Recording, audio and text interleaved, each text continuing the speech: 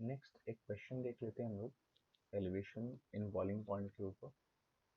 So question says to observe an elevation of boiling point of 0.05 degree Celsius, the amount of solute whose molecular weight is 100 to be added to 100 gram of water is Kb यहाँ पे already stated है. तो equation था delta T B is equal to K B into N. Delta T B already हमारे पास दिया हुआ that is 0.05. के बी की वैल्यू दी हुई है 0.5. मोलालिटी का एक्सप्रेशन लिखेंगे. So mass of solute divided by molar mass of solute is 100. Solvent का जो मास हम लोगों ने ऐड किया दैट इज 100 ग्राम और सॉल्वेंट का मास ग्राम्स में इसलिए ऊपर हम लोग 1000 पुट करेंगे. सो यहाँ पे जो कैंसिल आउट हो सकता है वो कर देते हैं.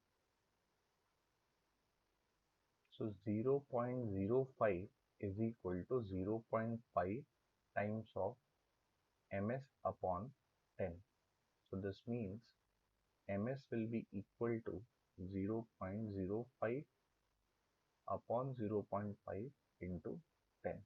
That will be equal to 1 gram.